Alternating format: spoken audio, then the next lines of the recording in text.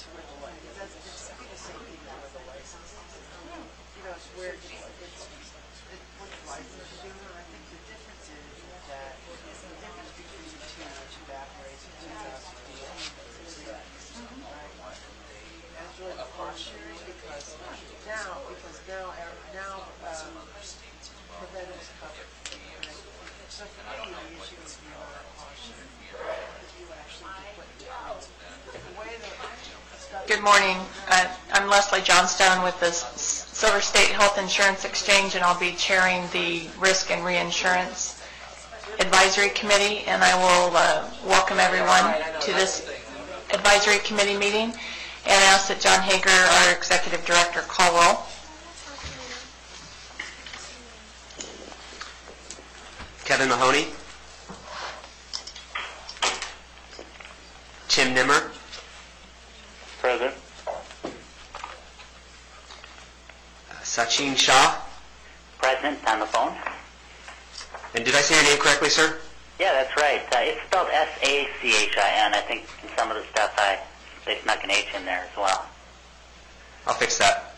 No problem. Chuck Tompkinson. Present.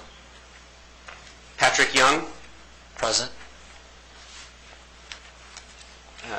Vice Chair Barbara Smith Campbell. Here. And Madam Chair. Here. We have a quorum. Thank you. I think at this point we would like to just take a minute and ask each of the advisory committee members to give a little bit of background on what they do and their relationship and interest in the Risk and Reinsurance Committee. And so if we can just go quickly around the room and on the phone. Mr. Mahoney, if we could start with you.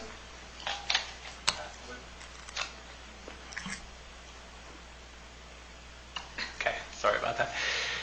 My name is Kevin Mahoney. I'm an actuary at WellPoint.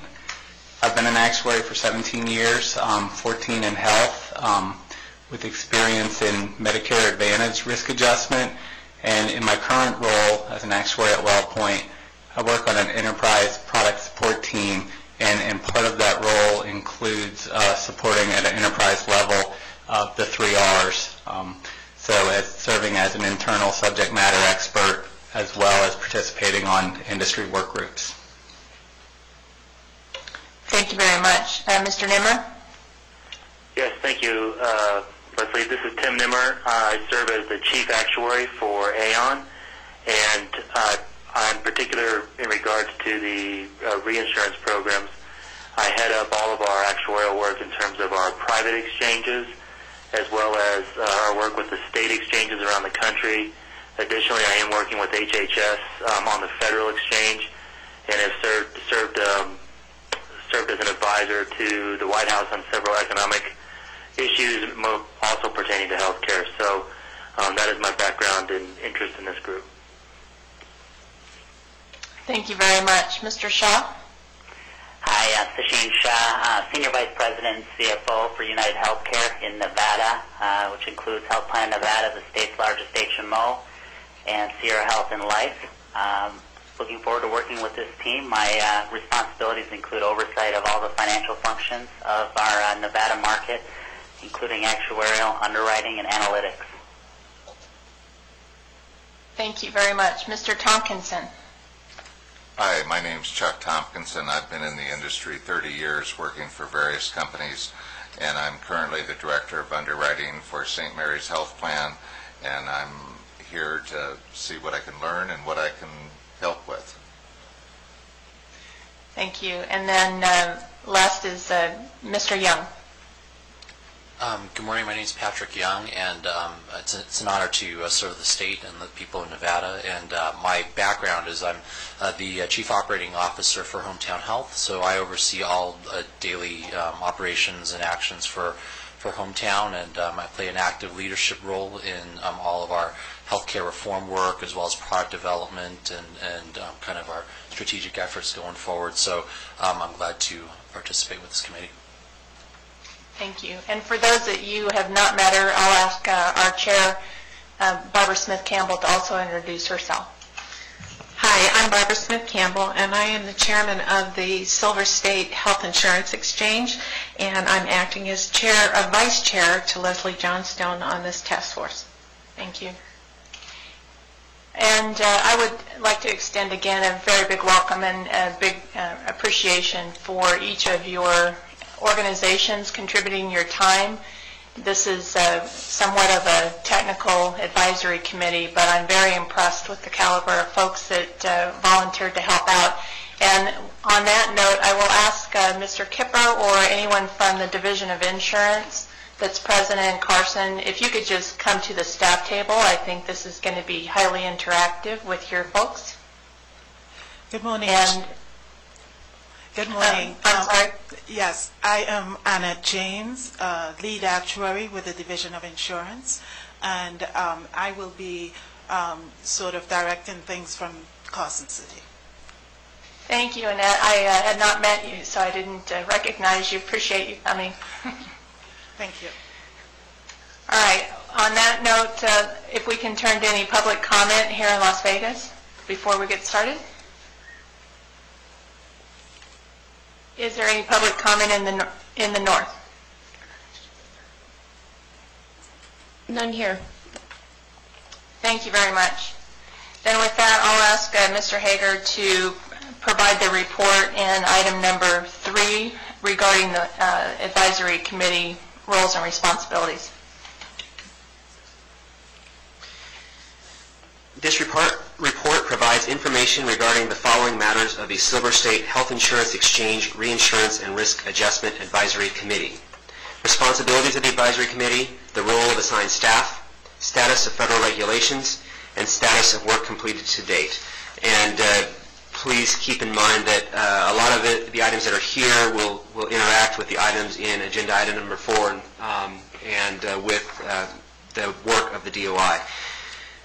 For the first 3 years of the exchange, for calendar years 2014 through calendar year 2016, the state is required to establish a reinsurance program for the individual market, including non-grandfathered plans sold inside and outside the exchange. A non-profit reinsurance entity will be responsible for collecting payments from insurers in all markets, for example, the individual market, group market, and third-party administrators, and making reinsurance payments to the insurers in the individual market to help blunt the impact of covering high-cost individuals. In addition, the state, in consultation with the Secretary of Health and Human Services, is required to establish a risk adjustment program for the individual and small group markets. The risk adjustment program will assess charges on health plans with enrollment of lower than average risk and make payments to health plans with enrollees of higher than average risk. The Reinsurance and Risk Adjustment Advisory Committee will provide guidance on whether the exchange should administer the reinsurance program for Nevada or whether some other entity should administer the program, and work with the Division of Insurance to determine their respective roles in operating and overseeing the reinsurance program. For the Risk Adjustment Program, the Advisory Committee will help assess whether the state should administer the program or defer to the federal government to operate the Risk Adjustment Program. If the state is to administer the Risk Adjustment Program, the Advisory Committee will review whether the exchange or some other entity should administer the program and work with DOI to determine the respective roles of both entities in operating and overseeing a Risk Adjustment Program. And you can see the key deliverables and timelines for the Reinsurance and Risk Adjustment Program. The items that we're considering here today, and I believe the next meeting is on March 29th, are for the April 12th board meeting, to review requirements of reinsurance and risk adjustment programs and consult with the Division of Insurance on roles and responsibilities, and develop recommendations on whether the state should administer the risk adjustment program or defer to the federal government. The information and guidelines are subject to change, deletion, or addition as new guidance is issued by the federal government or as other conditions warrant. Please note that listed board meeting dates are based on the date on which the board is required to take action on a recommendation. It is recommended the committee provide its recommendations at least 2 to 3 weeks prior to the board meeting date. Staff will assist the committee chair with setting appropriate meeting dates and agendas. Due to a large number of decisions that must be made within the next few months, staff asks the committee limit the number of times it discusses any single deliverable to no more than 2 if possible. The first time as an introduction to the issues surrounding the deliverable, and the second time to make a recommendation regarding the deliverable. This will require staff provide sufficient research for each deliverable and will will require committee members be prepared prior to the start of each meeting. That said, I apologize for getting information out relatively late. The items that we are considering here, the reports, most of them are online. We are adding them today to make sure that the public has them. And for those of you on the phone, the items that are online currently should be sufficient to discuss these topics. And based on the resumes that you guys have just talked about, I don't think it'll be a problem for any of you to keep up with the conversation. In fact, I think there will be a few of us that will be keeping up with you. The role of assigned staff. It is expected that the functions of the exchange will impact the responsibilities of other state entities. Additionally, some state entities will have resources that can assist the exchange in the duties outlined for the committee. Based on the expected cross-functional impact, staff members from the following departments or divisions have been assigned to the committee. The exchange serves as the coordinating agency for administrative matters, setting agendas, and creating reports. Provides guidance regarding the Affordable Care Act regulations and cross-functional impacts on other committees and costs. Division of Insurance regulates insurance industry and broker community and provides support as required. Additionally, they are heavily involved in the reinsurance and risk adjustment programs. In fact, I think Ms. James knows about 3 times as much about this as I do, so she will definitely be providing guidance regarding the Affordable Care Act and the regulations that have been issued. There are 2 proposed regulations that have been issued that pertain to the duties of the Reinsurance and Risk Adjustment Advisory Committee. Additionally, Nevada has provided comments regarding one of the proposed regulations. The regulations and comments are provided on page 3. It is not necessary that committee members study these items as they were the basis for the responsibilities outlined above. A complete list of all regulations and guidance issued pertaining to the Affordable Care Act can be found at the link on page 3. So the first item was the establishment of the Exchanges and Qualified Health Plans Bulletin or proposed regulations, and that was issued on July 15th of 2011. The standards related to reinsurance, risk corridors, and risk adjustment, that was also issued on July 15th, 2011.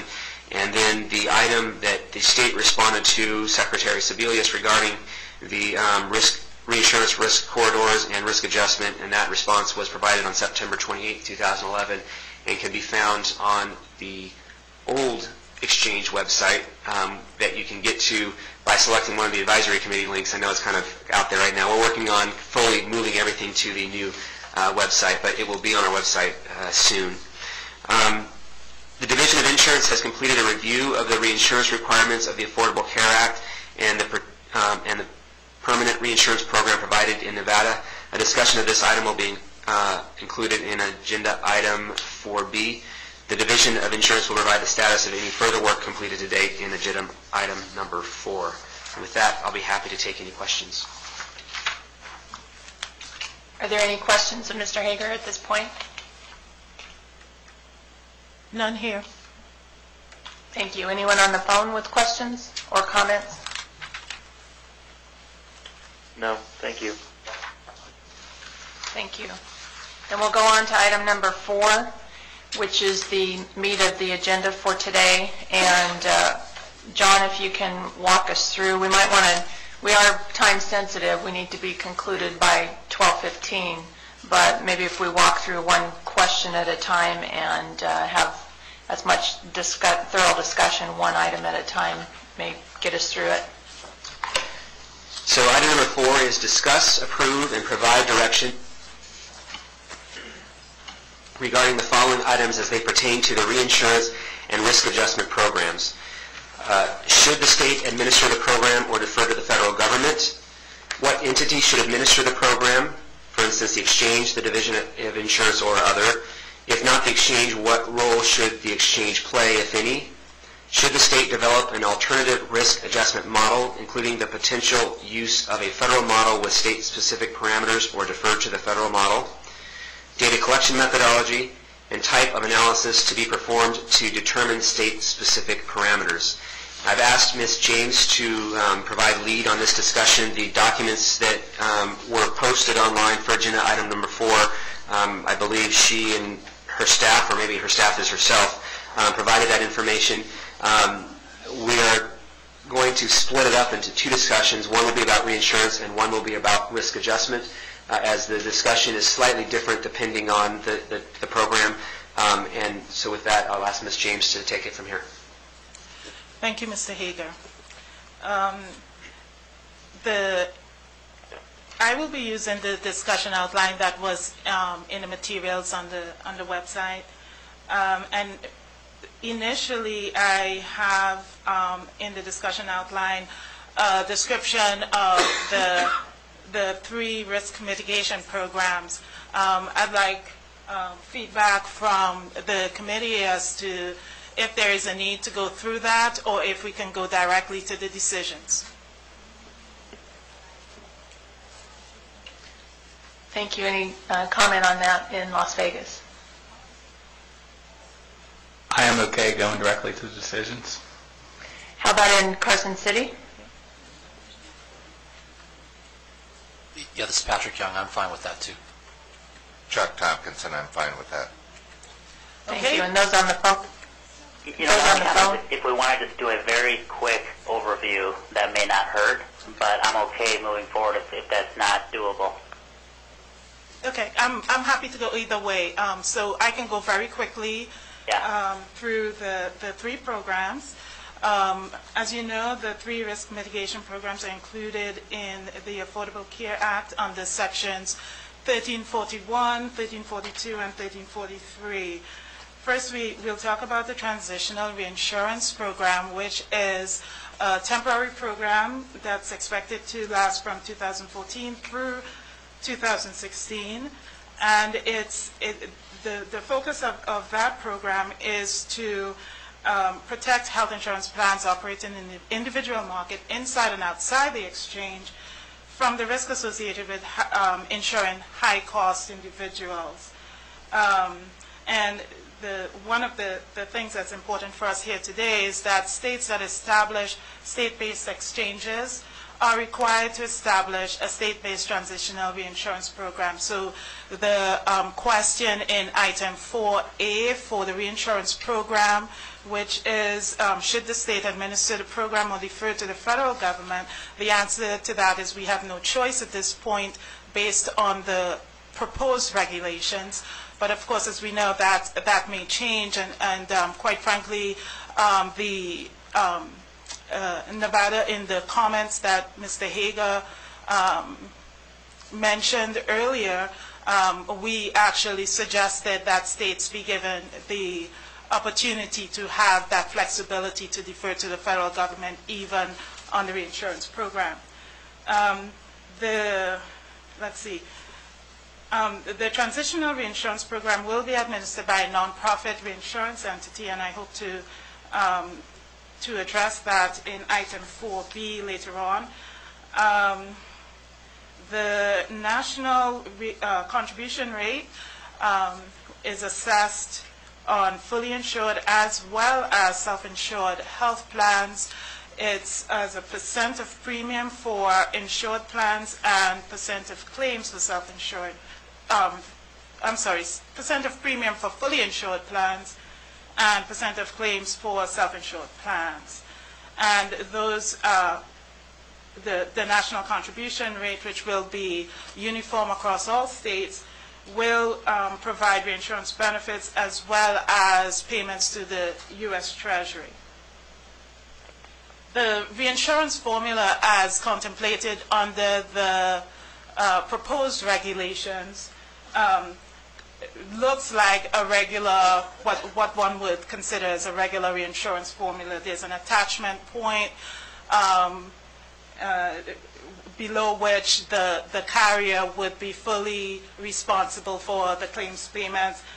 There's a reinsurance cap, which is expected to be set at commercial attachment point levels, so that the federal, this transitional reinsurance program is not intended to replace commercial insurance, and that's really important to note. And then, of course, the coinsurance rate will be the percentage that the reinsurance program will pay between the attachment points and the reinsurance caps. Then the risk corridor program is federally administered, so for purposes of this group, I think we can move on.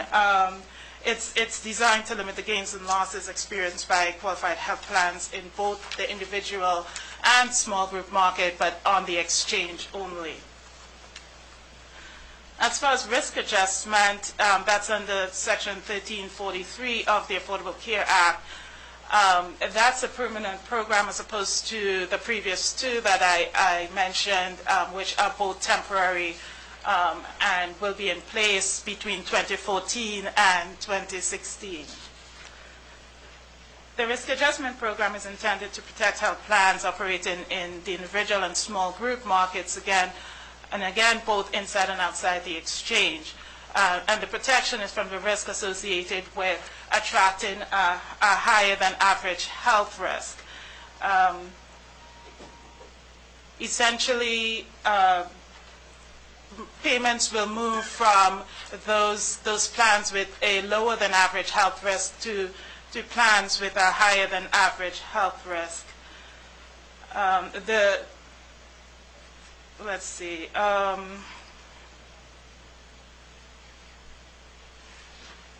As far as this group is concerned, one of the things we'd be looking at is whether or not we as a state should use the federal risk adjustment methodology. Well, first of all, whether we as a state should administer the risk adjustment program or defer to the federal government. If we defer to the federal government, we have no choice as far as the risk adjustment methodology is concerned. But if we choose to administer the program, then we have some choices to make. So I'll stop here for a second and see if there are any questions by the committee. Hearing none, I'll move on. So first I will go through items 4A, 4B, and 4E for the transitional reinsurance program, and then I will go through all of the items under agenda item 4 for the risk adjustment program. And this is intended to be a discussion, so I'm going to pause after I make initial comments, so that the committee can jump in and we'll have a lively discussion, because this is an amazingly interesting topic. Well, it's a bunch of actuaries, right? So I wasn't being facetious, I was being honest. All right, you're all challenged to see who can be the most entertaining. Oh gosh, don't everybody rush. Okay, so first we start with the transitional reinsurance program, and question on the item 4A, should the state administer the program or defer to the federal government? As I noted previously, there is no discussion at this point, because under proposed regulations, we don't have a choice. We have to administer it, since we are planning to administer the exchange. The reason I included it in the outline is that we kept getting hints that this week the final regulations were going to be out. So I wanted to be prepared just in case the final regulations included state choice on this item. So moving right along. Which state entity should administer the program, Division of Insurance, the exchange, or other? Ms. James? Yes. For the record, John Hager, do you have, if the state gave us the option of administering or deferring, do you have a recommendation? I do. Given the option, we believe, the Division of Insurance believes that Nevada should establish the transitional reinsurance program. And the considerations here are that this really, the transitional reinsurance program really should reflect the conditions here in the state. And so let me back up a second. One of the considerations that I think would be really important for us to keep in mind is that with these risk mitigation programs, for them to work and work well, we need input and buy-in from industry. We need the carriers to believe that it's going to work. Because if we set up programs that, essentially the industry does not believe is going to work, then they would not be effective. And so I think by having states control over the program, we'd be able to get input from the carriers and industry as to how, what the methodology should look like, or pardon me, for reinsurance, it's the reinsurance parameters. We need to make sure that that reflects what's going on in the states. So for that reason, the division believes that Nevada should establish the transitional reinsurance program. Thank you, Ms. James. Before we move on, are there any comments on this particular item from anyone in Las Vegas? Yes, Madam Chairwoman. I would just like to add, I agree with Ms. James' recommendation for the reinsurance that it should be state-specific. If a state's going to have a goal in mind, for instance, keeping premium affordable in the individual market, it's possible that the federal formula may not work for every state. So it's nice to have that flexibility in order to meet your goals. Thank you. Any comments from those on the advisory committee in Carson City? If I may, Madam Chair, there's one other thing that I think I implied, but with the reinsurance program, I think it's important to have state flexibility also, because you want to be able to adjust as conditions change in the states, and you want to have that flexibility to be nimble and responsive to the market. Thank you. Thank you. Any comments from those on the advisory committee on the phone? Sasheen Shah here. I think as we look at what's going to be appropriate for the state, I think, with an attachment point approach that makes sense, but we want to make sure, I think, that we don't want to remove the incentive to manage care for high-cost individuals, high-cost cases. And so as we think through that approach, I don't want to lose sight of that as we use this attachment point approach. This is Tim Nimmer for the record, and I agree, Madam Chair, that the concept of providing our own state-based factors are very important. The federal plan, I believe we can utilize them in principle. However, having the flexibility on a state-level basis allows us to apply those items which are important to us in the state of Nevada for our own programs. So I fully support this approach. Thank you all. Ms. James, if you can move on to the next item. Thank you, Madam Chair.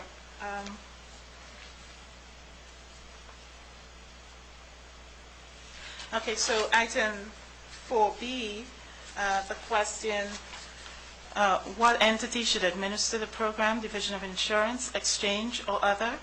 If not the exchange, what role should the exchange play, if any? So for the transitional reinsurance program, what I'd like to do is go through some of the considerations that I've outlined here in our discussion outline, but I encourage anyone on the committee to please jump in if you'd like to.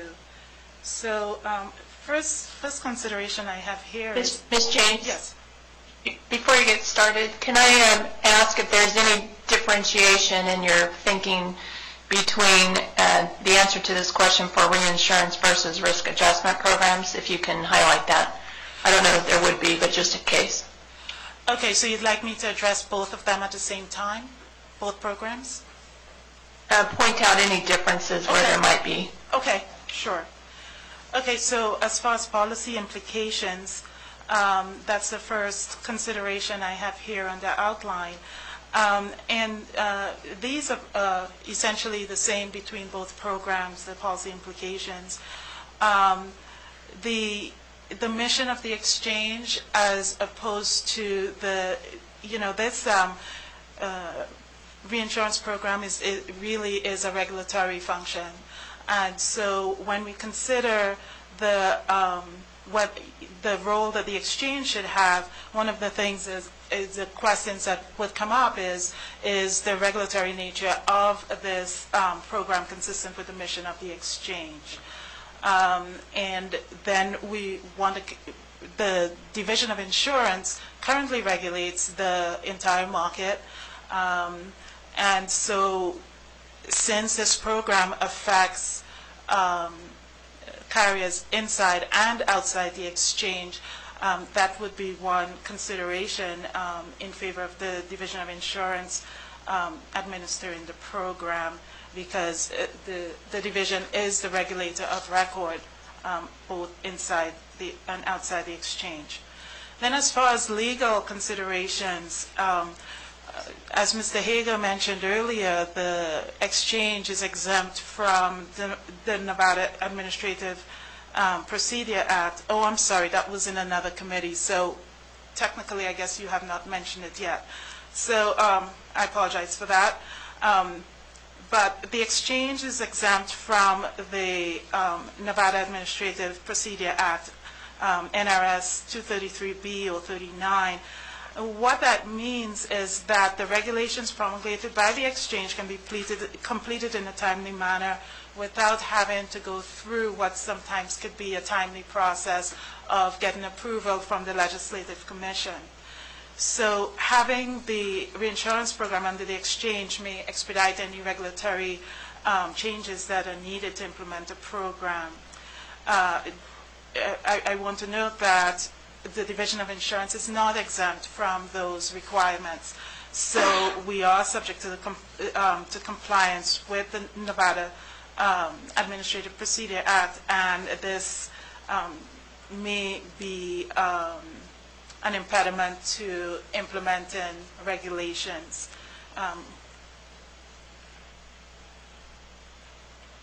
Let's see, since under the statute 695I, the exchange has the authority to carry out all of the requirements of the exchange and to promulgate regulations necessary to carry out these functions. Now, one of the questions that I do have, and we may need to defer to legal counsel on this, but one of the questions is whether or not this program can be implemented under the authority of the exchange by regulation, or whether legislative action is needed. It's not clear to me, because although the current proposed regulations do not list the administration of the reinsurance program, the transitional reinsurance program, as a function of the exchange, it is a condition of certification, federal certification of the exchange as of January 2013. So I am not certain on that point. But my point about the legal efficacy of having the program under the exchange is that there may be reasons to promulgate regulation, and having the program under the exchange would expedite that process. Going on to the financial implications, and I think this is a significant point. The funding of the exchange, of the reinsurance program, federal grant funds may be used to fund the costs associated with the creation of the reinsurance program, and there are several states that have, I believe, even though the reinsurance program is not under the exchange, I believe several states have received permission to use exchange funds to fund the creation of the reinsurance program.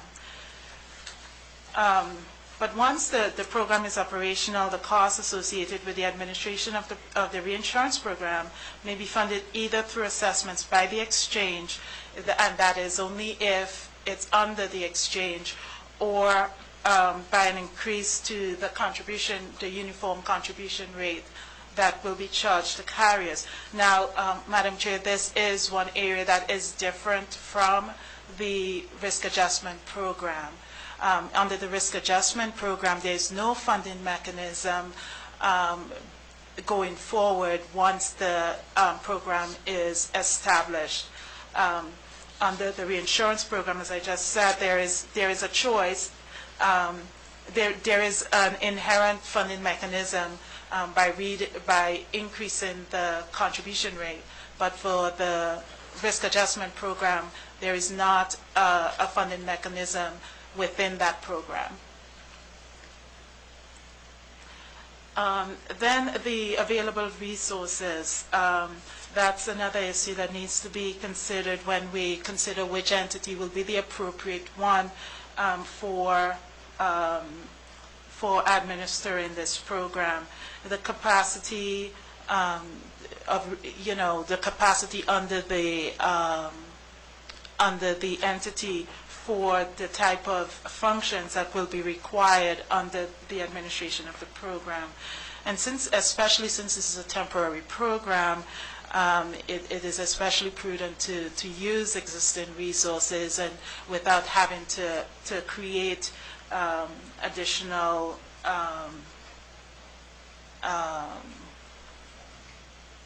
capacity, I guess. And last but not least, the Division of Insurance currently oversees the reinsurance program for small employers and eligible persons. And although the kind of mechanics of that program is different from what is contemplated under the Affordable Care Act, there are significant similarities as far as the administration of the program, collecting assessments and dispersing them. And so this kind of concludes this section, and I'll open it up for comments on the committee. Thank you. Thank you, Ms. James. Why don't we start with those in Carson City? Any comments? No, Madam Chair. Thank you. In Las Vegas? Ms. Johnston, I have a question under the legal relating to the adoption of regulations. And would it, Ms. James, would it be your thoughts that having to go through DOI and adopting regulations, would that put us behind timeframes that the exchange needs to meet in order to facilitate this reinsurance program? There certainly is the potential for that, yes. There is definitely the potential. I guess I would ask a question then that I'm not sure could be answered today, but maybe staff and council can address this. Does the exchange then have the authority to adopt regulations and delegate to the Division of Insurance the responsibilities of working through that reinsurance? For the record, John Hager, I think so. NRS 695I.210 paragraph E says, unless the federal act is repealed or is held to be unconstitutional or otherwise invalid or unlawful, perform all duties that are required of the exchange to implement the requirements of the Federal Act. And because it's required in the Federal Act, I think that we'd be allowed to do that. Now, I'd want to go back to council and discuss that with them and confirm it. There's a couple of issues, and I asked Ms. James and Commissioner Kipper to put this on their letterhead, so it was clear that this is their report and their recommendations. Not exactly sure if we are quite in alignment, and part of what I want to do with this discussion is figure out what the best method would be. Putting it under the exchange certainly allows us some flexibility for the regulatory process. It can be a lot quicker. We don't have to wait for a legislative commission meeting. And I think we need to do a little more analysis on how quickly or when this needs to be in place with a regulation. When does regulation need to be in place, and when is the earliest we can get a regulation in place if we go through DOI? One of my concerns is that this is a statewide program. While it's required for the exchange, because we're implementing an exchange, both of these programs are statewide. There are going to be fees that money has to be raised to run the programs, and I don't think there'll be significant monies, but there will have to be fees associated with them. I don't know if it makes sense to put it under the exchange if we have to charge fees. Now, I think it's for the, which one is it that currently has a process in place? Reinsurance currently has a process in place, or there's a mechanism. The process is available to collect funds. But for the risk adjustment program, we'd have to create a funding mechanism. I don't know if we can create a funding mechanism with exchange regulations that apply to organizations outside the exchange. So I think we do actually need to go back to legal counsel and discuss this in a little bit more detail. And I think the other thing that further complicates this is the closer we get to 2013, the longer the regulatory process becomes, because you can't adopt permanent regulations once that moratorium goes into place. So. This is Rosemary Reynolds, and maybe I can just speak a little bit to the legislative. I'm with the Attorney General's office. Speak a little bit to what you're faced with in terms of deadlines if you're looking at regulations that are adopted pursuant to the Administrative Procedures Act. You have a June 30th deadline by which you need to have a draft regulation submitted to LCB. Otherwise, your regulations will be temporary. So if you, that doesn't mean that you have had to have your workshop. It doesn't have to be adopted. You just need to have that draft regulation submitted to LCB so they have assigned a file number. So just keep that deadline in mind if you're thinking that you want the Division of Insurance to be doing your regulations, because that's coming up soon. And when, if that's the deadline, at what point, how long does it typically take to hear those regulations? It's really then in LCB's hands. Workshops, take a 15 days notice period for a workshop, and then they have to be with LCB for 30 days before you can move to adopt them. So it can be a long process. Thank you very much. I'm going to suggest that we revisit this at the next advisory committee meeting. At that point, I would ask if staff could just lay out the pros and cons and what steps would be required regulatory-wise, whether it was under DOI or the exchange, and then that might help us weigh that against the other factors that Ms. James has reported to us as rationale for under DOI or the exchange. But unless John might have something more to add today, I think some follow-up at the next meeting might be most productive. Madam Chair, we have a comment from Mr. Zhang. Yeah, this is Patrick Young. Madam Chairman, if I can also suggest that as we're kind of looking at different options and also looking at the legality of the different options, would it also make sense for us to kind of look at, if we look at capabilities, which is kind of referenced in here, we look at some of the capabilities that already exist today, and kind of from an administration point of view, from a cost perspective, as we weigh out different options, maybe kind of inventorying what that would look like. Is there, how much more administration cost would it look like if we were to do it one way versus the other? And I think that's implicit in the pros and cons that you suggested, but maybe that's a specific call out that might be helpful for us to come to a decision. Yes, as one person on the advisory committee, I think there are a lot of compelling reasons that this makes sense with DOI, and so the regulation requirements might be a drag on that process, but might be overweight or outweighed by other benefits. So with that, I think Mr. Hager has a comment.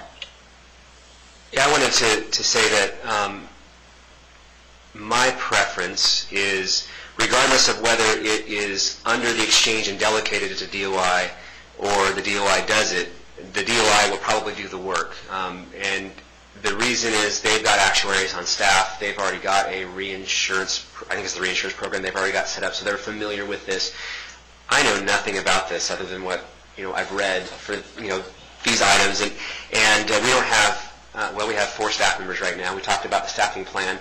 If we were required to administer this program, I'm not sure exactly how many additional staff we'd have to add for this.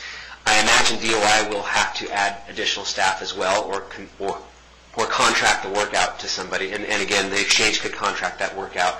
But we would at least need an actuary on staff to move the project along. To me, this doesn't make sense to be under the exchange, especially given that it's market-wide, both programs. However, I could see that it might make sense to get it under the umbrella of the exchange and delegate to DOI, and that's the part that we need to confirm. And I think the Division of Insurance is in step with at least doing the work, as opposed to the exchange doing it, whether or not it's delegated or from the exchange or actually given to the DOI to do as they're the head agency for that. Is something that we'll bring back to the next meeting. I'll just make one other comment and then ask for comments from those on the phone. I think that whenever there are separate regulations, the risk is there that they start to diverge from each other, and I don't think personally that would be in the carrier's best interest to have to track 2 sets of regulations, even with our well-meaning intent to keep them identical. So I think there's just that consideration as well. Are there any comments from those on the phone? No, Madam Chair. Thank you. All right, we will bring this item back, in particular a little bit more drill down on the legal implications one way or another at the next advisory committee meeting. So with that, I will ask Ms. James to go on to the next item. Thank you, Madam Chair.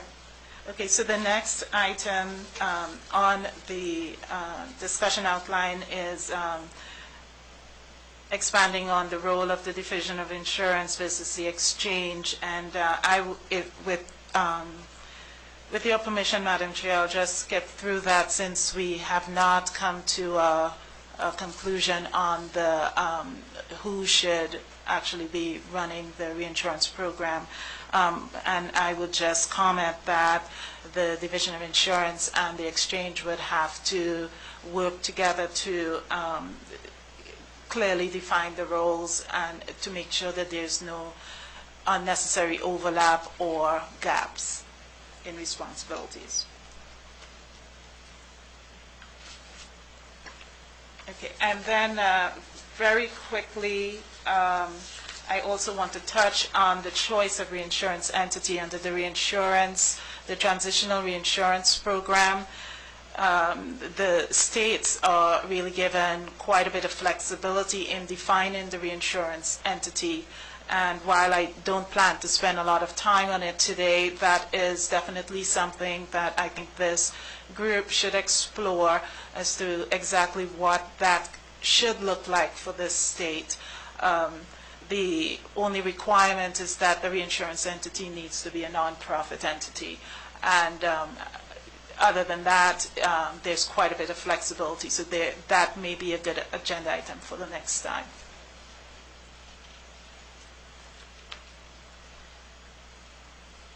Okay. Thank you. So that would bring us to item 4C, I believe. Okay, so item 4C, that pertains to the risk adjustment model. There is, and the question is, should the state develop an alternative risk adjustment model? There is opportunity for the state to make a similar decision regarding the reinsurance program and whether we should look at developing state-specific reinsurance parameters. And again, it's not on the agenda for this time, but if I may, Madam Chair, I recommend that we have that on the agenda for the next time.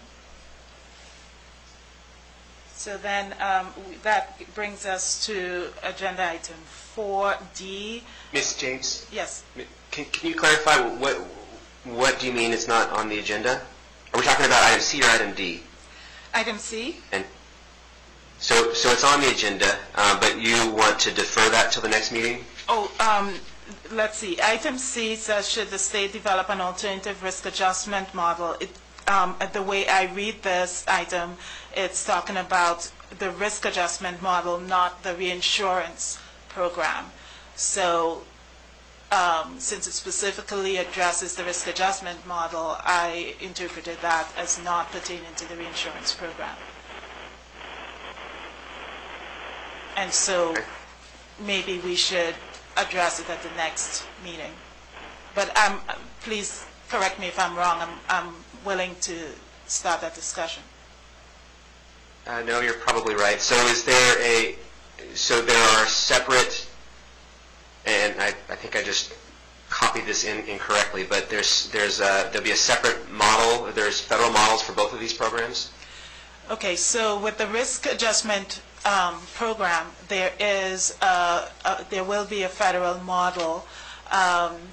Yes, and with the reinsurance program, it's not really a model. The reinsurance formula, which is looking at the attachment points, the reinsurance cap, and the co-insurance rates. So really, if you consider that a model, then that's what we're talking about. But really, under the reinsurance program, we can't mess with, we can't change the structure of the program, but what we can do is alter the parameters, the attachment point, the reinsurance cap, and the co-insurance rate. So that is something that I suggest that we put on the agenda for next time, looking at that. Thank you. Should I go on?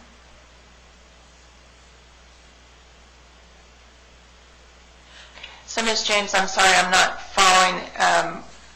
Is there more to discuss on the alternative risk adjustment model? Yes, and my intention was to do that when we discuss the risk adjustment model. Right now, we're talking about the reinsurance model, the reinsurance program. So when we get to the risk adjustment program, that's when I was going to address that. But if you would like... I think we're working on two different orders of items, so I would defer back to the published agenda. And so if we could talk about the alternative risk adjustment model at this point.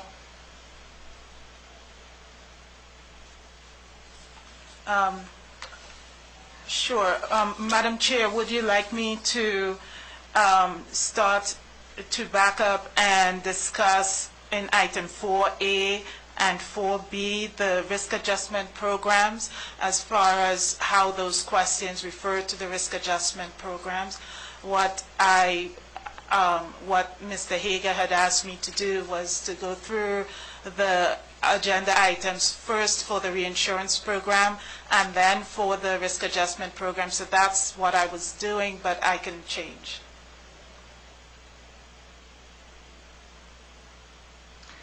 All right. I think let's find out for my edification. Item 4D on the data collection, that pertains to both programs? That discussion? It could change. It really pertains to, the discussion would really pertain to the risk adjustment model. Okay. And on item 4E, will that pertain to both programs? Yes, it would. All right. So since items C, D, and E pertain to both, D is just risk adjustment. Why don't we go to item 4E and talk about it in relation to reinsurance? And then we will start back up at the top specifically about risk adjustment programs.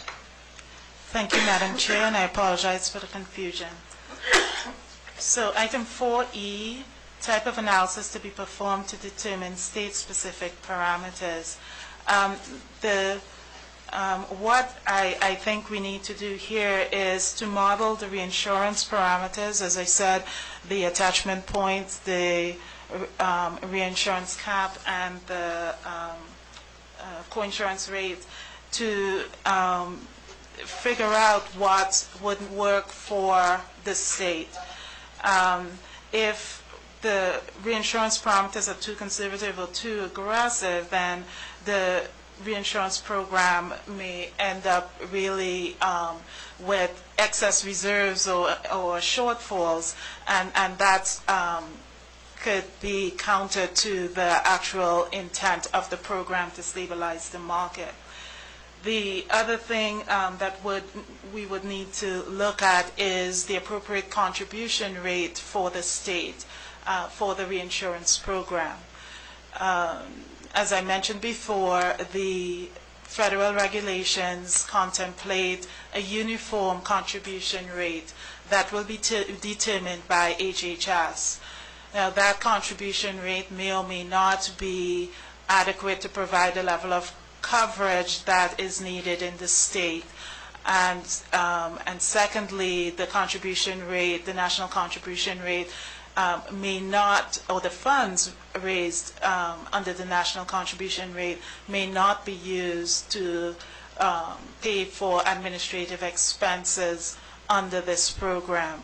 So it would be a really good idea for there to be some analysis done to model the reinsurance parameters and the contribution rate to understand what will work for our state.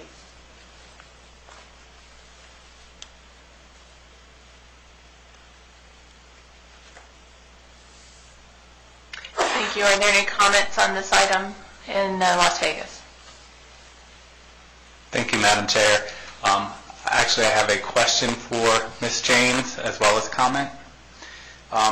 My first question is, one thing that I have not been able to get answers to or confirm is the situation where HHS releases a national contribution rate and a state determines that that's not going to be adequate in order to produce enough reinsurance dollars for the individual market, and the state chooses to increase those contribution percentages. It's unclear to me whether that is simply changing a parameter within the confines of PPACA, or whether it's an additional state assessment for which ERISA groups would be exempt. And I'm just not sure if you had a thought on that. I am not sure. HHS has not clarified that question at all. I do not know. The additional contribution from a state, I think, would, here's the thing, that the insurance division does not have authority over, as you know, ERISA plans. So that's a question that we have not had answered, and I couldn't help you. That's a question that needs to be answered. Okay, thank you. And just one additional comment, as part of the modeling effort, it does seem that it is allowed that if contribution dollars are, if the contribution dollars are more than what is required to fund a reinsurance program in order to get to say an affordable premium in the individual market, I believe the possibility exists to use unspent dollars in the years 2017 and 2018. So that in our modeling, that may be something else worth considering. Yes, that is definitely a possibility. Thank you. Thank you. Thank you. Any questions or comments from those on the phone? Not at this time. How about Carson City? No questions here. All right, thank you. So with that, Ms. James, I think we go back up to item 4A and talk about it in relation to the risk adjustment program. Thank you, Madam Chair. So item 4A with regards to the risk adjustment program, should the state administer the program or defer to the federal government? That's a question that I'd really like input from the committee on, because this is a much, in my mind, the risk adjustment program is a much bigger commitment from the state than the reinsurance program. It's a very complex program requiring a lot of technical expertise. It also requires collection, storage, and analysis of massive amounts of data. And so this is a question that I think really needs a lot of discussion, and we need to understand what the appetite is for doing this type of work. Now, that said, a lot of the functions could be outsourced, but there is significant cost, whether the state does it internally with our own staff, or whether it's outsourced to consultants or actuarial consultant firms and IT firms. Regardless of the way that's done, it will be considerable cost to the state. Some of the other considerations of flexibility to use a risk adjustment methodology that's different from the federally prescribed methodology. And again, there may be some value in having a model that better reflects the state. The state control, the only way we can have any control over the model that's used, or if we use a federal model, the parameters that are used in the model, the only way we can have control over that is for it to be a state-controlled function, and so that's a consideration.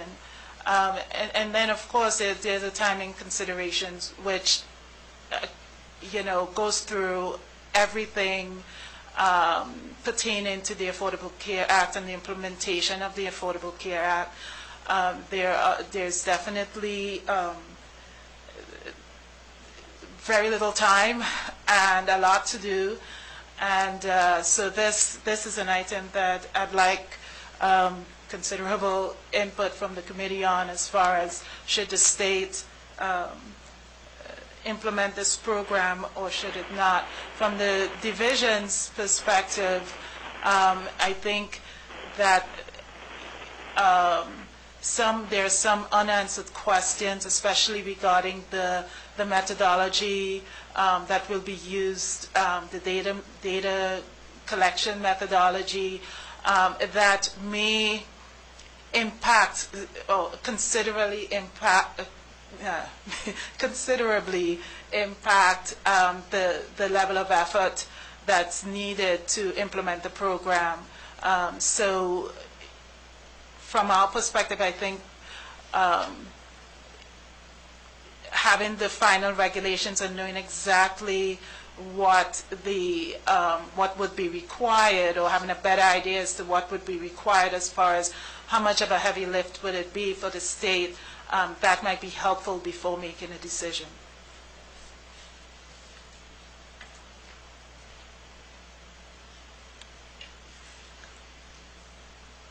I'll take comments from those on the phone. Sasheen More Shah here. questions? Do we have any sense as to what the federal model would look like when you evaluate kind of what we would maybe want to build versus what's going to be used? Again, very familiar with the RAF concept for Medicare. Do we have any sense? I think that's important to know. Yes. Thank you for that question, Sasheen. So there are so many ways to answer that question. The CMS had published a white paper that discussed the technical aspects of a model and what that could or could not look like. But there have been no formal indications of exactly which model they're gonna go with. There are indications that it's going to look more like the Medicare Advantage model, but other than that, I really don't know. The federal model is going to be revealed officially in a notice that's expected in mid-October. One of the challenges that we have is that if a state were to decide to use their own model or to use the federal model with modifications, then they have to file for approval of that model within a month after the federal model is revealed in October of this year. So by mid-November, the state will have to file for approval. So that's also a challenge. So if a state were to consider using a state-based model, they would essentially have to do work on modeling what that would look like without knowing exactly what the federal model looks like. Does that answer your question? Yeah, I mean, it sounds like there's a lot of uncertainty still, which is fair. Because I think, as we work through this, we all want it to be accurate, right? And so the question is, how do you develop an accurate risk score? Do you use more of a concurrent retrospective approach? That would be interesting for me to understand is what is the federal model going to look like? And is it more of a concurrent or retrospective approach? Again, with the intent of getting accurate risk scores for 14 based on diagnosis data from 14, for instance. Okay, so that I can actually answer. The proposed regulations contemplate a concurrent model. Okay. And actually, I had the opportunity to visit with CISIO last fall, and I'm sorry, I just used an acronym that not everybody might know. It's the Center for Consumer Information and Insurance Oversight, and that's the arm of HHS that is overseeing healthcare reform. And I had the opportunity, along with others in our office, to visit with them last year, and I posed exactly that question: what does the proposed regulations contemplate a concurrent model, which means that they would use for 2014, they would use 2014 data to develop the risk scores. And so my question was, well, would there be any flexibility in the future? And their response was, because in 2014 and maybe a couple years after that, we don't know what the uninsured population is going to look like, it would be very important to use the concurrent model. So they're not wavering on that, at least in the short run. And then as the market kind of calms down and we know what the uninsured looks like, there will be an opportunity, there's a potential opportunity to use the prospective model, which would look at the year before, the data in the year before the plan year. Yeah, that's helpful. Thank you, Annette. You're welcome. Ms. James, for the record, John Hager. You mentioned that they're going to come out with their model in October of this year. Is that correct? That's correct. So for those of us that are not actuaries in the room, this sounds like the only thing that they've said we're going to come out with at a certain date. Everything else is we're going to come out with it soon. I don't understand the reasoning behind saying we're going to delay till October. Is there an actuarial reason to wait for that? I know I'm asking you to look into the minds of the federal government, and that's sometimes impossible, but do you know why that there's an actual date to say we're going to release this information? My understanding is they're still working on it, so it's not done yet. The reason there's a date in the proposed regulations, and I think they felt like they needed to give some sort of indication as to when the model will be available, and that's the best answer I have.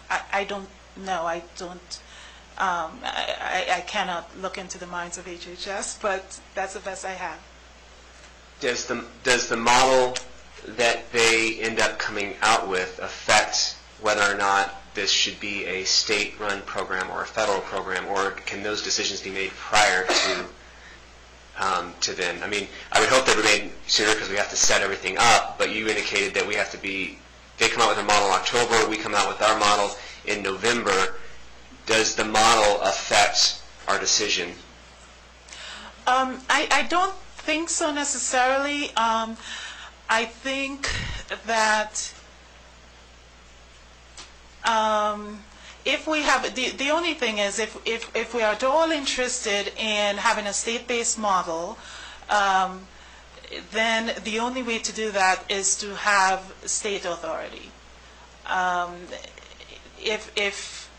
If we want that flexibility, then we need to go with a state-administered program.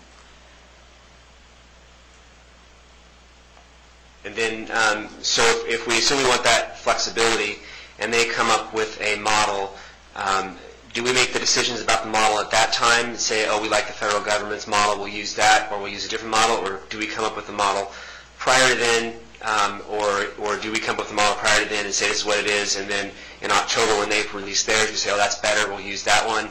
How does that work? I don't know how complicated this is, so please. Okay, so actuarial work just doesn't move that fast.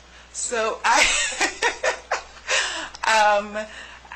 would, if I had to guess, I would think that the analysis would have to start fairly soon, and there would have to be some understanding of where the state wanted to go and what that model would look like, and then so then as soon as the federal model came out, the state would be in a position to compare to the federal model and see if it's worth it to go ahead with the state-based model or if the federal model is good enough. That would be my sense. Annette, this is Leslie Johnstone. The write-up the DOI provided refers to deferring the decision until the regulations are published. Is that the same thing as waiting for the federal model to be determined or finalized? No, it's not. When I refer to the regulations, I refer to the proposed regulations were released in July, I believe. And so, no, I was referring to the final regulations, which would hopefully give more indication of what the model would look like. But no, I was not considering waiting until October. To me, that would be too late to make this decision. So is there any indication on when the federal regulations might be finalized? You know what?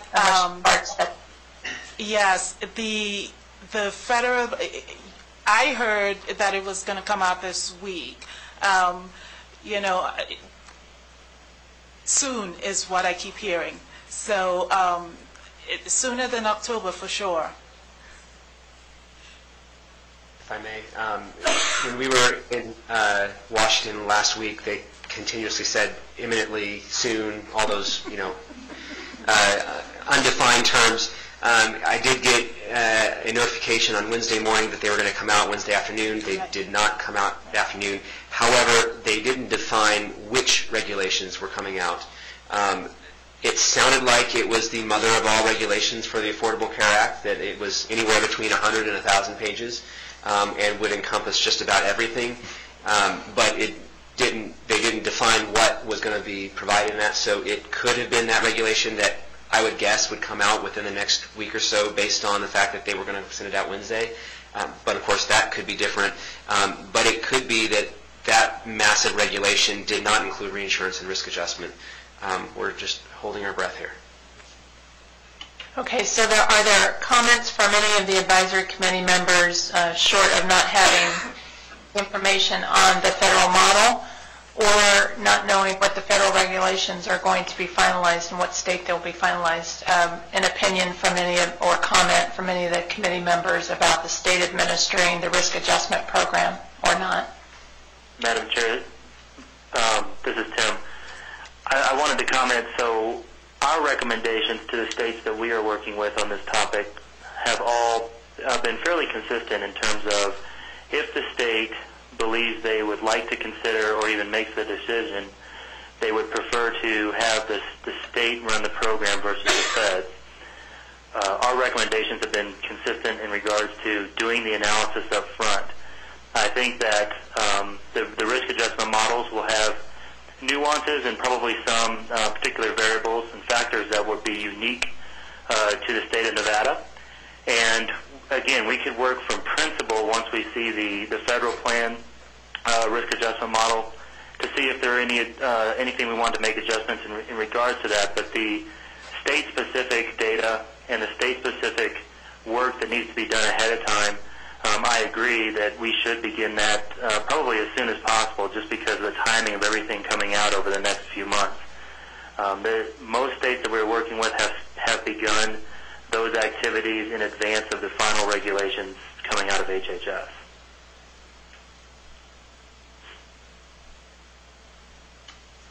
Mr. Nimmer, have any states that you work with decided that they're going to defer to the federal government? There have been a couple that are going to defer, primarily based due to their size.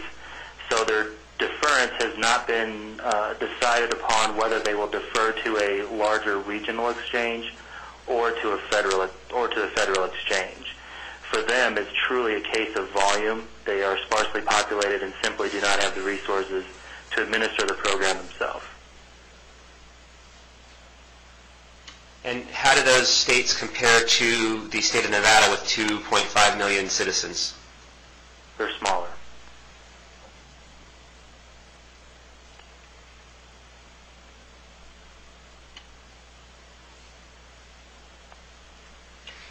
Thank you. Any other comments or questions from the advisory committee on this aspect of risk adjustment program? This is John here again, Madam Chairwoman. I think that we need more information. You teed it up really well. I just feel like we want to get better outcomes. It's hard to make a decision like this without knowing what we're deciding for. And clearly, I don't think there's a need to be different just to be different, but it's difficult to make a decision without knowing what the federal model would be, even with kind of the guideposts that Annette has been able to discover, which to me seem like the right direction, it's still difficult to make that decision at this point until we have more information on what we're deciding for or against in terms of the federal model. And this is Patrick Young here. I would agree with that. A couple of things that would probably be helpful for me to get an understanding of going forward is we're looking at risk adjustment. Is that done,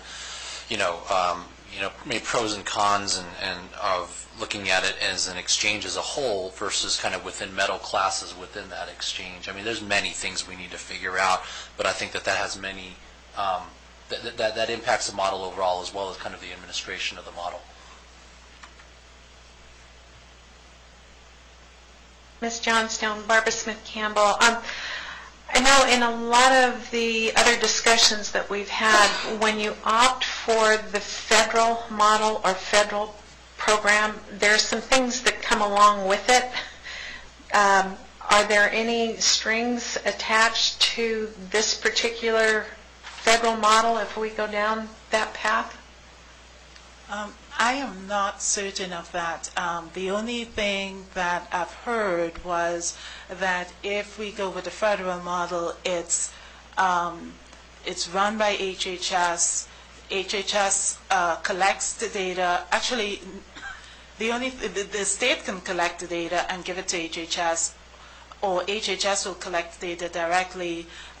They will run the model, and there will be no state involvement. The only thing I'm not sure of is if the state will have to pay HHS for performing that function for the state. I am not certain of that. I've been on conference calls where that question has been raised, and I'm not certain that I've ever heard a straight answer. So, but other than that, I'm not aware of any strings.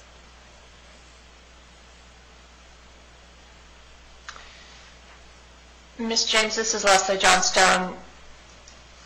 Can you put this in context for me in terms of the exchange? When does a decision need to be made for the carriers to work with the exchange on whether it's, I don't know what the order is. I guess it's whether it's state or federal. Mm-hmm.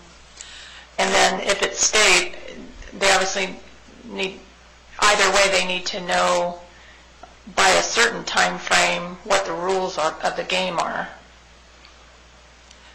When is that? Okay, Ms. Johnson, thank you so much. Yesterday, the decisions really need to be made as soon as possible. So then, whether or not the state is going to do it, and if the state is going to do it, which entity within the state is going to be responsible for the program. Those decisions, I believe, need to be made just as soon as possible, so then we can move on to the next steps, which we've already been talking about, which is what kind of model do we want to use, and that sort of thing. If I can just step back a second,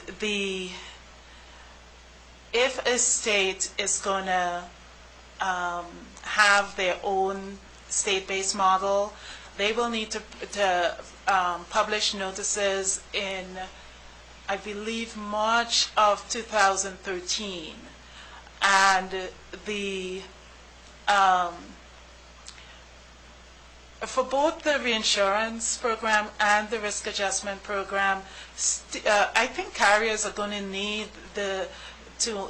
need kind of a game plan pretty early on, so that they can start incorporating the information into their pricing models. So I really feel a huge timing pressure here. I think we need to make the decision as soon as possible. We need to start the analysis of exactly, which direction we want to go in if we're going to have the state model. I think even if we're going to have the federal model, we'll need to do some analysis. Some of it will be based on kind of a guesstimate of what's going on, because we wouldn't know the federal model for a while. But I think the work needs to start right away.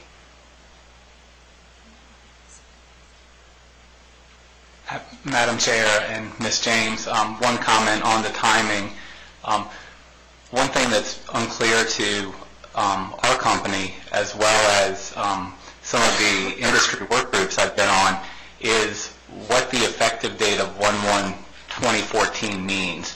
Now, this may not impact 2014 exchange products, but in terms of timing for carriers to understand reinsurance and risk adjustment, it's entirely possible that rating may need to occur beginning this summer of 2012 for employer groups with effective dates of February 2013, if in fact reinsurance assessments are going to be due on earned premium that runs into 2014.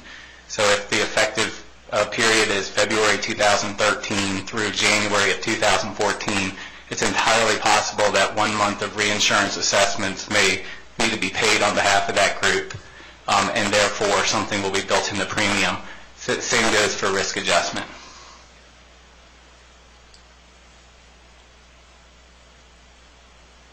For the record, John Hager. A couple of questions, Ms. James. So from my method of thinking, from the finance perspective, I guess there's two things that I would want to use to make the decision on whether or not we would have the federal government do this or the state do this. Number one, administrative costs. I would imagine that the federal government doing it, because they're doing it for several states, they can theoretically reduce administrative costs and overhead, and so theoretically it should be cheaper, although that's not always the case with the federal government. So there's going to be some kind of administrative cost, and you said that a funding mechanism needs to be developed. This is a statewide program, correct? That's correct. So do we think that our administrative costs would be overly burdensome to the carriers in the Nevada market, or do we have a feel for that at all? I do not. And then the other side of that is the data collection. You mentioned that the federal government will be collecting data. Who do they collect that from? From DOI, from the insurance entities? Do we know what kind of data they have to collect? Okay, so for risk adjustment, you would need, well, it kind of depends on the model that's used. But you definitely need basic demographic data, and then some kind of claims data, diagnostic data perhaps, pharmacy data. It just depends on the exact model that's being used. So it will be, my guess is that it will be collected directly from the source, depending on what the source is. And are there methods currently in place or procedures currently in place to collect data? Do the insurance carriers provide data to the federal government already? Do they provide data to Nevada, to DOI? Is there anything in place that is already done for this kind of data collection? Okay, I wish Chuck Duart was still here. Medicaid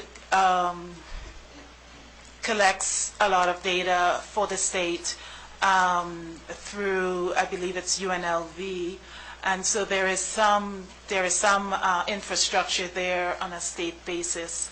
There may be other. DOI does not collect data right now from the carriers on an ongoing basis. We do on an ad hoc basis for specific purposes, but we do not, and we do not collect this type of data that's required. So, yeah, that's pretty much what I have on that issue. Now, the other thing is that as far as the data collection is concerned, and Madam Chair, if I might, since we're kind of touching on this issue, may I include the discussion of item 4D or does that have to be a separate discussion topic? It could probably be incorporated into this discussion. I would just offer a comment listening to this so far. It seems like, independent of how much work is involved, it seems like we would be creating a huge bottleneck waiting for the federal government to come up with their regulations and their methodology to make our final decision. And it may be a huge effort that I don't know if we've got the capacity to do it or not, but it seems like to not put together our own proposal as if it's going to be a state-run program would be naive that the federal government's going to come out A, in October, and B, something that we want to go along with, that we would probably want to do the work now and then use it unless the federal government comes up with something wonderful. Now, I say that not knowing how much work is involved here, but that's my reaction to listening to all of your comments so far. So anybody can respond to that, or Ms. James can talk about the data methodology attached to the risk adjustment program. This is Patrick Young here. I would agree with you, Madam Chairman, for a couple of reasons. I mean, one, if we have any sort of nuances on their methodology, I mean, the data infrastructure, the data flows, as well as the reporting may not, if we have any differences versus what's in the federal model, they might not be able to integrate as well as report out in the ways that we need them to at a state level. So I would agree from your perspective, not only in terms of determining the approach, but even as we talk about once you define your business requirements, you kind of look at kind of all of your operational requirements and need to support that. To me, I think that we need to do, I would recommend that we would look at that soon, because there's a time and a price tag associated with all the infrastructure. Madam Chair, for the record, John Hager. So all of this will require considerable implementation costs. I am fairly confident that the grant requests that we provide to the CMS and CSIO in March 30th and June 30th can include these implementation costs. But there's also an ongoing cost that will not be included after December of 2014. And so that is where my concern is the administrative costs for the ongoing operations. Again, for both of these programs, because it's linked to the exchange and the Affordable Care Act implementation, I think that the establishment grants could pay for it. It's something else, but it left my brain. Thank you. Or pay for a portion of it, because the exchange would maybe only need to be able to pay for its share? Yes. So this is a market-wide program. It doesn't just affect the exchange. While it's required under the Affordable Care Act and in conjunction with the exchange, it is a market-wide program. So therefore, I don't think that the exchange should fund it, unless we're talking about a market-wide funding source for the exchange. The other part to this, while we can provide recommendations to the board to defer this to the federal government or to do it ourselves, if we say that DOI is doing it, the decisions that are made by the board, DOI is not bound to do. And so while we can make the recommendation that DOI do it, once we've done that, if they decide that they want to go to the federal government, I don't know if there's much that we can do about it other than bring it back and say, all right, well, it's going to be an exchange function and we'll take it over. So we need to keep that in mind, that Commissioner Kipper will need to buy off on any recommendation regarding that. Thank you. Ms. James, when you talk about the data collection methodology, could you speak to, if we, and I'm going to use very unsophisticated language here, if we take our best shot at what the state model would, what data is required for a state model, how close, would that be a complete waste of effort if the federal government, if we went ultimately with the federal approach, because they'd have to collect some of the same data. And so would it be a waste of effort if we changed our mind and went with the federal government, or would that work be useful in the federal approach as well? So with that, I'll ask you to talk about the data collection methodologies. Okay, first, thank you, Madam Chair. First of all, let me answer your question before I forget it. So if we do the work now, making a lot of assumptions about what the federal model is going to look like, and there are some guideposts regarding what we think the federal model is going to look like. So I think we can get at least, it definitely would not be a waste for a couple of reasons.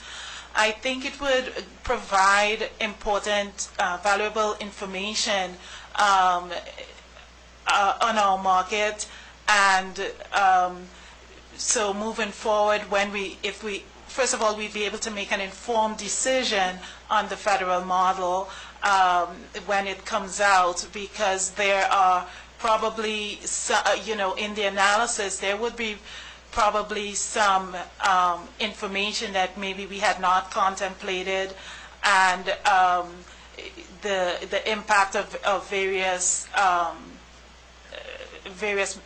different methodologies, or maybe different parameters, how sensitive the market is to certain things. I think it would be helpful, regardless of the model that's actually used. It would be helpful to, if we do the analysis, it would provide information such as how perhaps different carriers, and what their average risk score is compared to the state average, for example. It may not be exactly what we would get from using the federal model when it's revealed, but the relativities would be helpful and informational for the state. Ms. James? Yes. Sorry to interrupt. For the record, John Haig, I just want to make sure that we're keeping, there's two different things I want to make sure we keep separate, I think, and maybe I'm incorrect. There are regulations that are going to be coming out soon that discuss how, the general rules on how this works, and then there's a model that's going to come out from the federal government in October, right? That's correct. So the decision on whether or not the state should do it or the feds should do it should either be made now or based on the regulations, and we'll have to decide that. But if we decide to do it, we create a model, then the feds come out with their model, and we can adjust our model based on that information. But if we say the federal government's going to do it, then it's their model and that's it. Is that right? That's correct. Okay. But I guess my point was that I don't think that the upfront work would be a waste of time and money. If we have to scope it out correctly and so on, but assuming that we are prudent with our approach to the analysis, I don't think it will be a waste.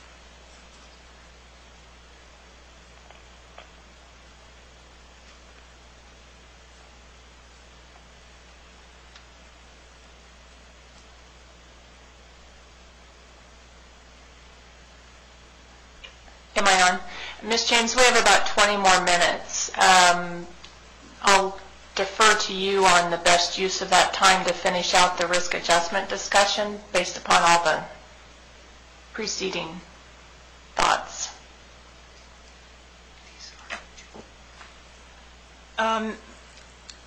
Ms. Johnstone, I would like to ask your direction regarding if we should move on to the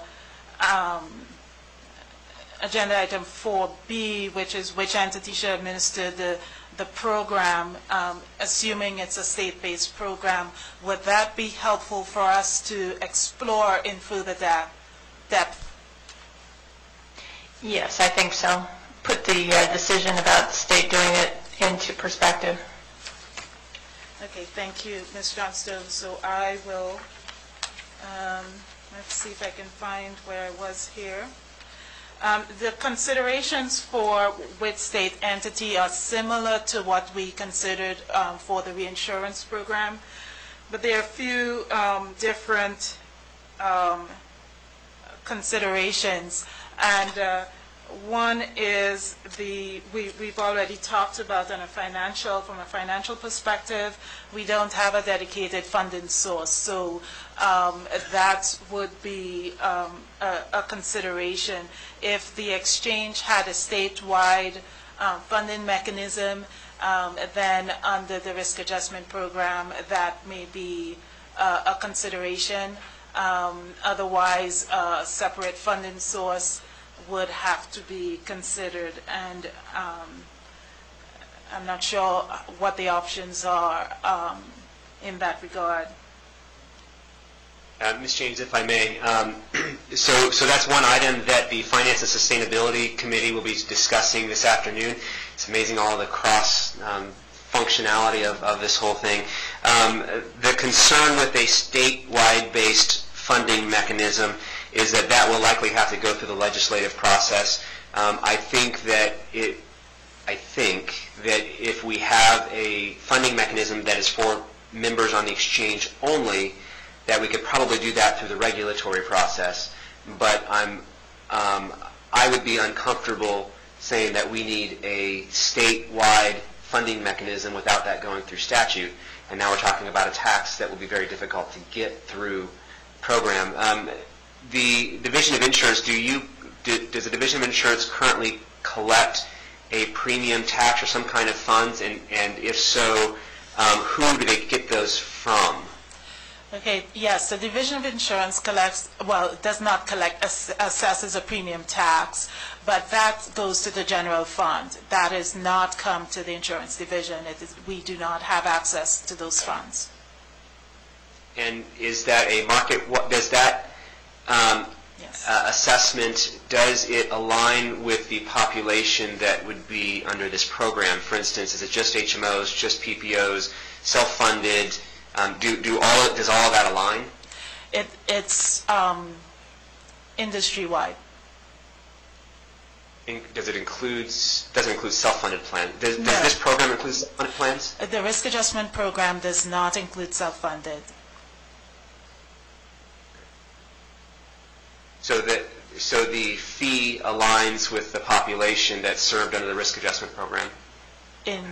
Yes, in general terms, yes.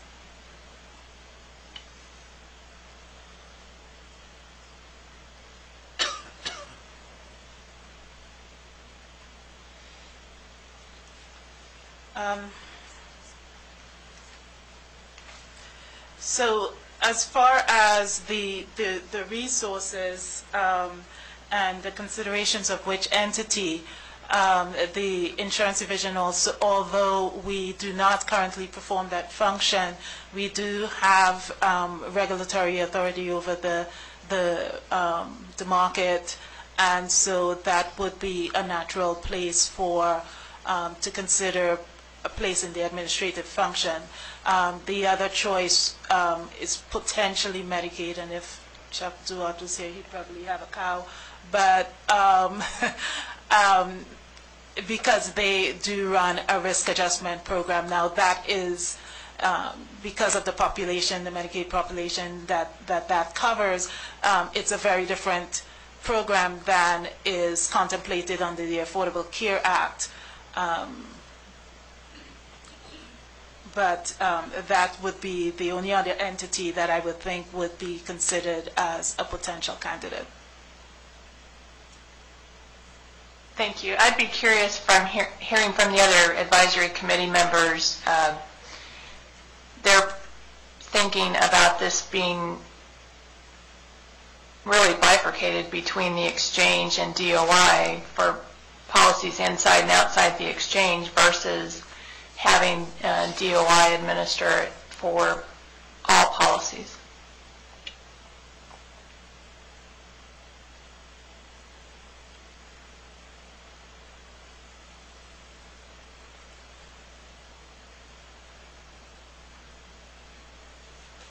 no opinion one way or another. Leslie, can you rephrase the question? Are you asking whether or not there should be the risk adjustment mechanism both in and outside the exchange, or the funding of the risk mechanism? Well, it seems to me that if the risk adjustment program is administered by the exchange for the exchange components, and then by DOI for the policies outside of the exchange, that the carriers would have to deal with two different state entities, potentially two different sets of regulations, two sets of billing, etc., unless I'm missing the overall structure here, versus having the Division of Insurance administer it for all policies inside and outside the exchange. Okay, my comment would be then to have one set of books per se, to where we are applying any of the fees associated with the program or the risk adjustment methodology with the program under one entity. If we have two concurrent programs going side by side, we have learned through past experience that those types of programs are not as successful as when we have both in and out of an exchange format running at the same time. So my opinion would be the fact to put it under one umbrella, or one authority, I should say.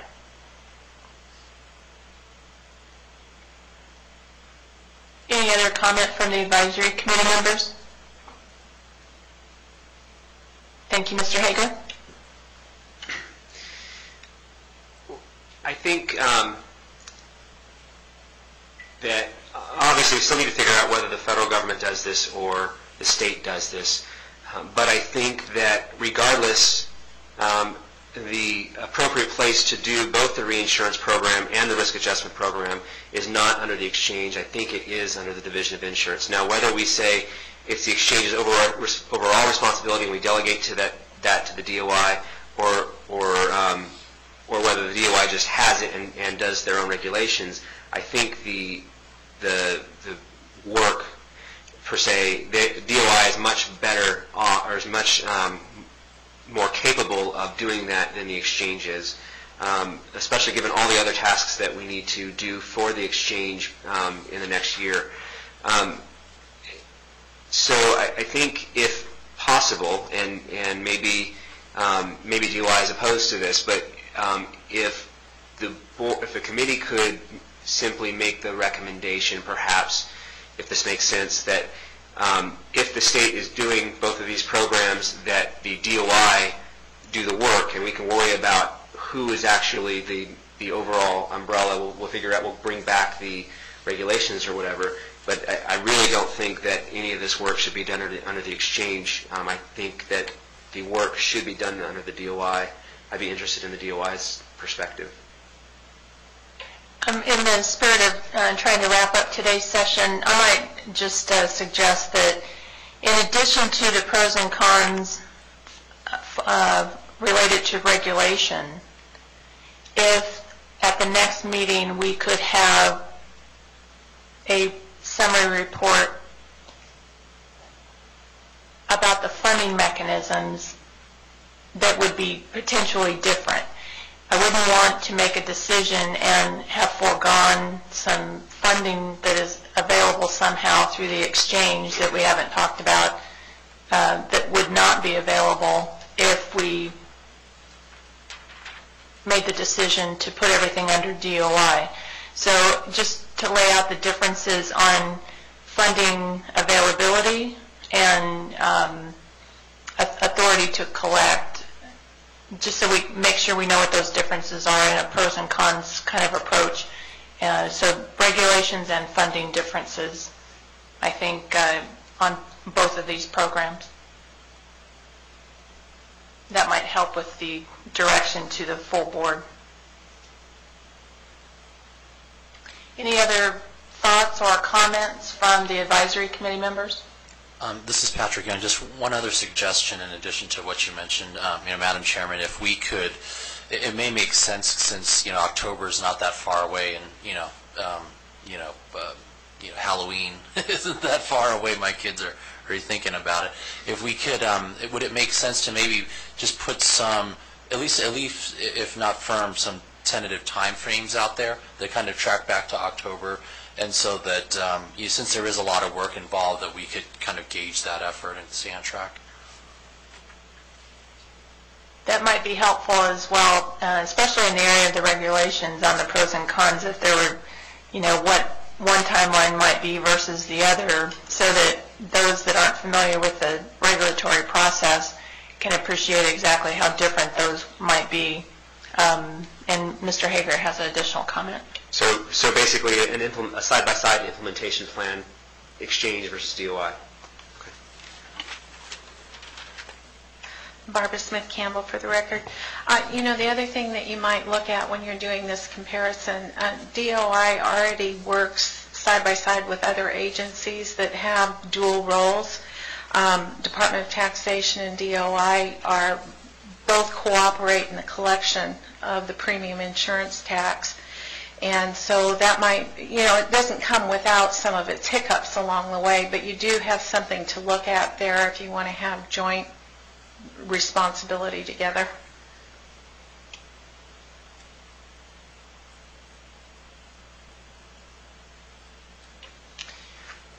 All right, I think we've got some general direction for Mr. Hager to work on with DOI and Ms. James for the next advisory committee advisory committee meeting. And with that, I think we'll go on to item 5. Mr. Hager. So there's no formal report for item 5. I think it's important that we always keep in mind the fiscal impact and impact on other entities, other individuals. So for all the committees, this item is on each of the committees' agendas. Not only the fiscal impact, but the quality of life impacts. I think in this case, we're really talking about fiscal impacts and who's paying for what. So just keep it in mind. I think we have discussed that thoroughly with the items that we've already talked about, so I don't think that there's any other information required unless the committee has any additional comments or items to consider for agenda item 4. Any comments from the advisory committee members or suggestions? Thank you. So item 6 is to talk about any future meeting agendas, and we have given some general direction on the items that we've talked about so far. Are there other suggestions for staff to bring forward at the next committee meeting?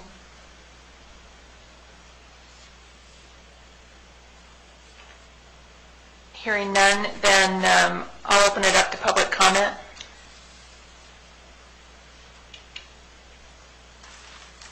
Anybody in the north? None here. Carson City? Thank you. Any public comment in Las Vegas?